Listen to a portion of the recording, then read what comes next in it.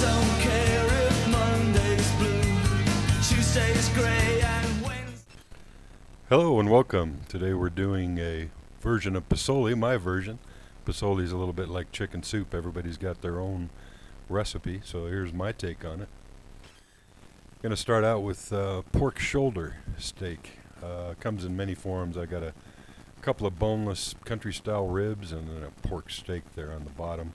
Any form of pork shoulder will work for this. You just want to cube it up into similar sized pieces. It won't take too long to cook. Bite size, if you will.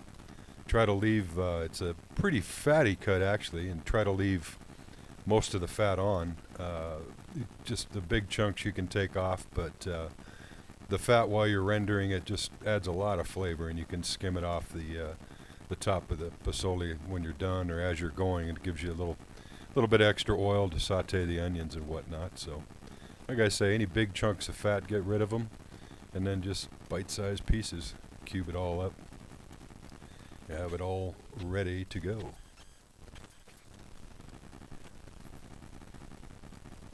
You can see this. I got about 3 pounds of pork here for this batch. I like to make a lot as long as I'm making it. Feeds the crowd and the leftovers are good.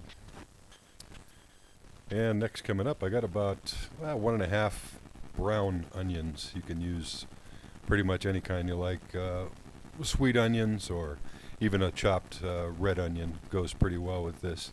And like I said, just vary it to your taste.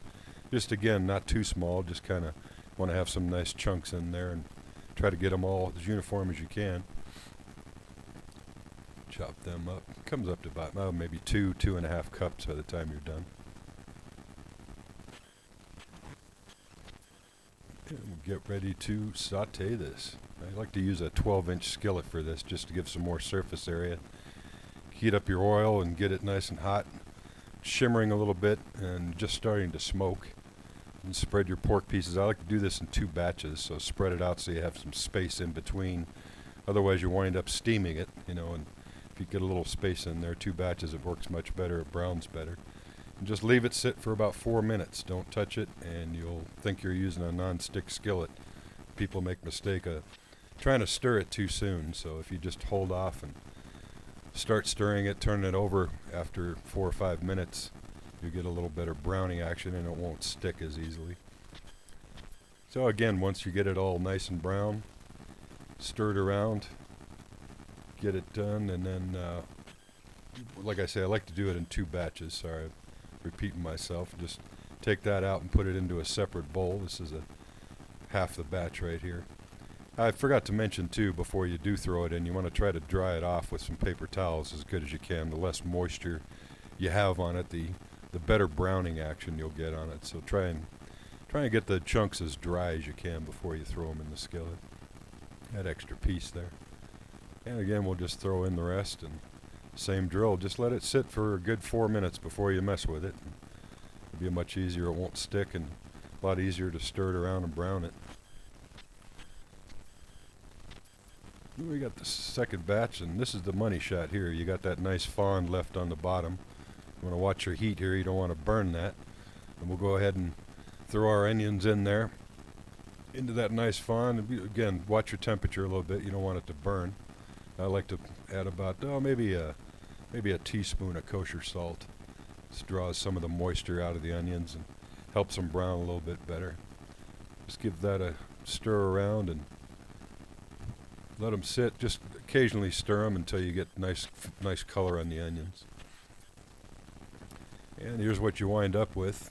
A little browned. I like to throw about 2 or 3 cloves of chopped garlic in there, and then just give that a little stir.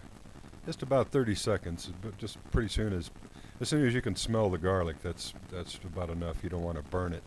It'll get a little bitter tasting.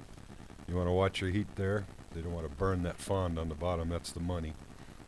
And then I take about maybe a cup of the total chicken broth, and we're going to deglaze that pan with that.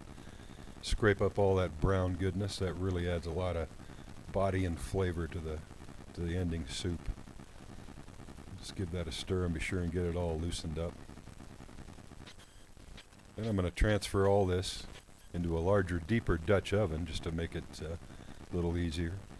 I'm going to throw the brown pork back in the mix, and we're going to start adding some spices.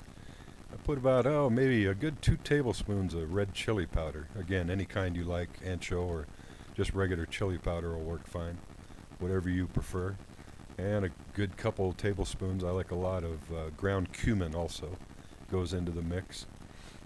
And I use dried oregano also. It's a little more cumin there, but the dried oregano I like to put it in my fist, and then take your fingers and squeeze the oregano leaves a little bit. It draws out some of the essential oils, I guess, is what happens, and just gives it a little more flavor. Kick that in the mix. Give everything a good stir around. Get it all nice and blended. Just want to saute those spices just for maybe a minute or so, just to get them started cooking. A little head start. I'm going to add a little bit of black pepper and a little more kosher salt. Takes quite a bit of salt for the pork and the hominy actually in the end, so you use a little more than you think you would, but you can adjust it at the end. Give that all a good stir around. Give those spices a head start cooking.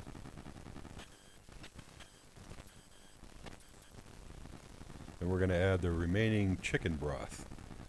Get that all in there. I used about 4 cups total of chicken broth. You can adjust that to how much pork you wound up with, but it's a nice have enough broth where you're going to add the hominy later, so this kind of, you can adjust that later on, add more. Pretty hard to take it out, but just put in what you think. Eyeball it, what looks good. And we're going to bring that up to a simmer. And put the lid on there and simmer it for a good 1.5 to 2 hours until that pork is nice and tender. And I like to throw in a large can of chopped green chilies. It gives it a little extra kick, and just that extra fresh. The fresh, if you roast your own and put them, are much better, but I use it canned here. And you add in your hominy, and this is kind of to taste, depending on how much you want in there and how much broth you wound up with. It's stirred around and adjust that a little bit for the kind of consistency that you want. And you can see, looks like I need a little more in here. I'm going to add the rest of that. Got a large can. Usually use 2 of the smaller ones. And we'll give that a good stir around.